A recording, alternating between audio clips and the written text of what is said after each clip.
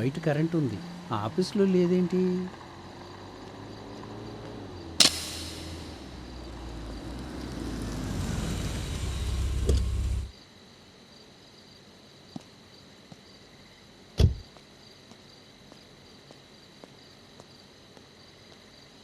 Good morning sir.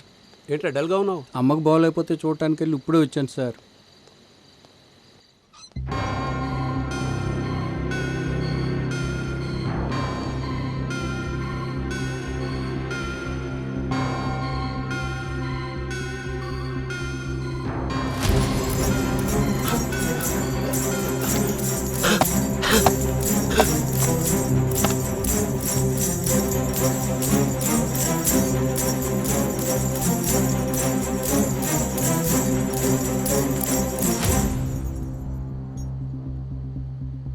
Chandraiah, ఇది production ఆఫీసా municipality గోడౌనా? Sir రాత్రి అమ్మగారికి బాగోలేదని ఊరెళ్ళి వచ్చాను. మీ అమ్మకు బాగాలేదు ఊరళ్ళని.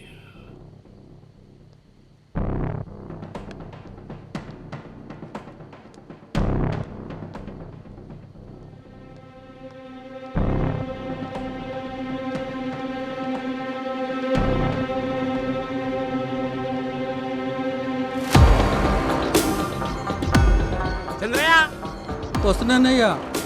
షూటింగ్ కోసం పెట్టుకున్న 90 లక్షలు కొట్టేసేయడా ఎవడో. అయ్యా రాత్రి అమ్మగారికి పోకపోతే ఊరెళ్ళి వచ్చాను.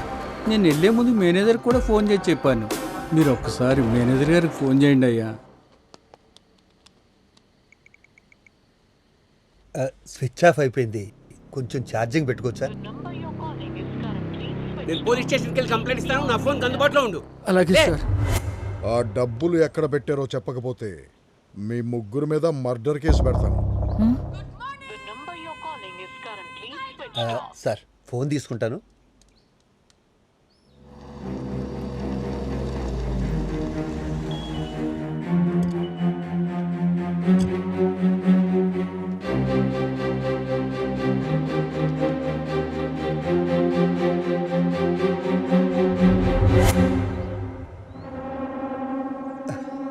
ఎక్కడున్నావు ఏంటి? రాత్రి మన ఆఫ్టర్ ఆల్ వాచ్మెన్ ఇంటికి వెళ్తూ నీకు ఫోన్ చేసి చెప్పినప్పుడు ఆఫీస్ మేనేజర్ వై ఉండి అంత జరిగితే నాకు చెప్పకుండా ఇక్కడ ఏం చేస్తున్నావు? ఏం చేస్తున్నావురా? ఏయ్! నా పోలీస్ స్టేషన్లో నీ పెత్తనం ఏంటయ్యా? నీ మేనేజర్ అయితే తీసుకెళ్ళి నీ ఆఫీస్లో కొట్టుకో. రిటర్న్ కంప్లైంట్ ఇచ్చాడా? తీసుకోండి. కమలాపురి కాలనీ తిరుమల ఫిల్మ్స్ ఆఫీస్లో అల్మారాలో పెట్టిన 90 లక్షల రూపాయలు మాయమయ్యాయి. 90 లక్షలు ఏంట్రా బాలా? దాన్ని తీసినవాడు మా senior manager Mallesham.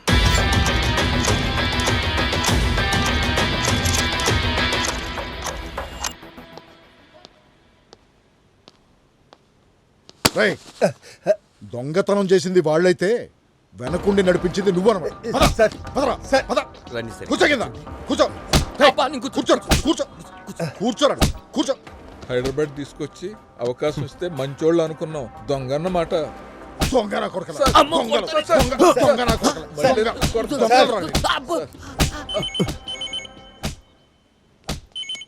Panjagutta police station. DIG రవిశంకర్ని మాట్లాడుతున్నాను. Good morning sir. Good morning. అక్కడ స్టేషన్లో ఉన్నది నా ఫ్రెండ్ వెంకటరమణ. సార్ సిఐ సారంగపాణిని ఇమీడియట్గా సస్పెండ్ చేసి అరెస్ట్ చేయవలసిందిగా ఆర్డర్ పాస్ చేస్తున్నాను. Okay sir. ఎందుకు? చిత్ర అనే అమ్మాయిపై రేప్ అండ్ మర్డర్ అటెంప్ట్ చేసినది. ప్రూఫ్ ఉందా? ఒక్కసారి మీ వాట్సాప్ ఓపెన్ చేసి చూడండి, అన్నీ తెలుస్తాయి.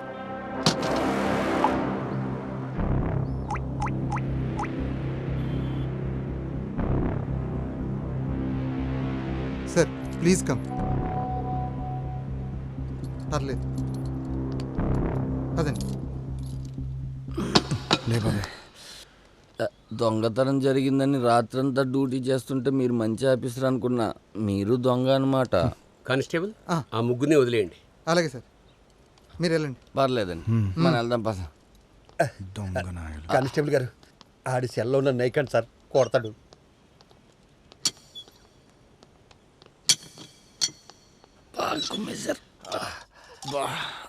దేవుళ్ళ వచ్చి కాపాడారు సార్.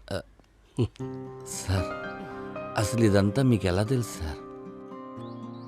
తెల్లారుజాము 4ంటికి ఒక అమ్మాయి వచ్చి మా ఇంటి తలుపు తట్టింది.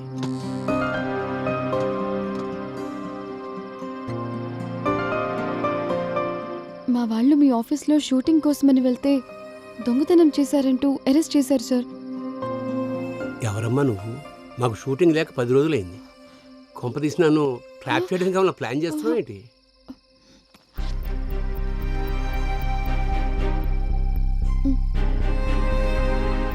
ఒరిజినలే.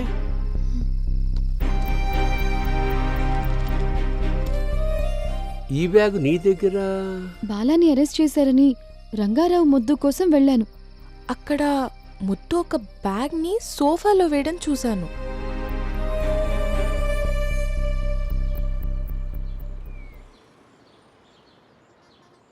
ఇప్పుడు అమ్మ ఎక్కడుంది సార్? బాలా అంటే నువ్వేనా?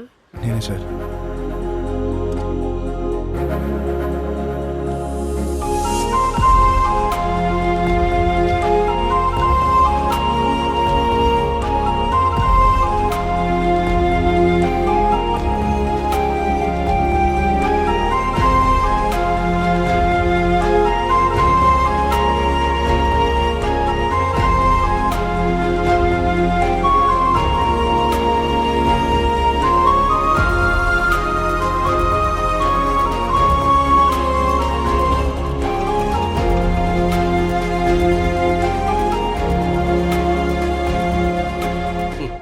రా.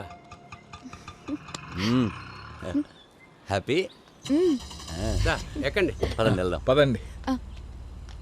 నెక్స్ట్ నా సినిమాలో ముఖ్య పాత్రలు మీరేనే. హీరోయిన్ నేనే sir. Thank you sir. Shooting మాత్రం మా ఊర్లోనే పెట్టుకుందాం సార్. పాత్రలు పక్కన పెట్టండి సార్. మీ ఏజ్ గ్రూప్లో ఎవరైనా ఉంటే మా బాబాయ్కి సెట్ చేయండి. ఎవరమ్మా నువ్వు? వరప్రసాద్ మల్లేశం గారి భార్యనండి. వెళ్ళండమ్మా. సీత అమ్మా, మీరు ఫోన్ లిఫ్ట్ చేయకపోవడం వల్ల ఇదంతా జరిగింది. అసలు నేను ఎక్కడున్నట్టు నీకెలా తెలిసే? మీ ప్రొడ్యూసర్ గారు పోలీస్ స్టేషన్కి వెళ్తూ నిన్ను కలవడానికి ఇంటికొచ్చారు. ఎంతసేపటికి తలుపు తీయకపోవడంతో కిటికీలోంచి చూసి చావు బతుకుల మధ్య ఉన్న నన్ను హాస్పిటల్లో జాయిన్ చేశారు. ఆ తర్వాత ఓల్డ్ సిటీ బాయ్ దగ్గరికి వెళ్ళి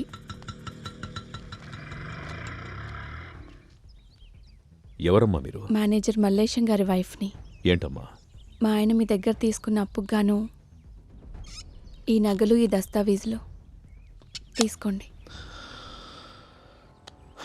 అప్పులు తప్పులు చేయడం సహజమేనమ్మా. అబద్ధాలు చెప్తేనే సమాజంలో బతకలేవు. బాగా చెప్పారు.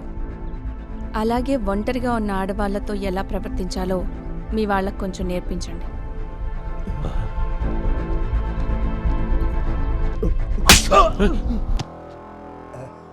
నైట్ బిల్డింగ్ అయితే నువ్వు వచ్చి పక్కన పడుకున్నావు అనుకున్నాను నాన్న.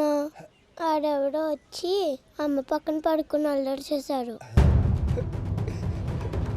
తన తలరాతే. రాతలు రాసేది డబ్బున్న వాళ్ళైతే ఆ రాతలకి వాతలు పెట్టేది పక్కనుండేవాళ్ళు.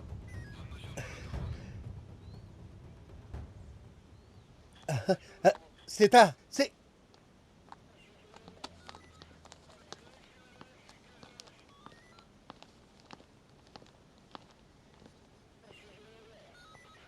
ఇలా ఇవ్వండి. ఒసేయ్, ఒక టీ తెచ్చిపెట్టు. కానిస్టేబుల్ని పట్టుకుని ఉసే గిసే అన్నావంటే బొక్క పగిలిపోద్ది. మేడం, ఒక్క టీ తెచ్చిపెట్టండి మేడం. 1000 రూపాయలు ఖర్చు అవుతుంది. నీకు ఇదే కరెక్ట్ రా.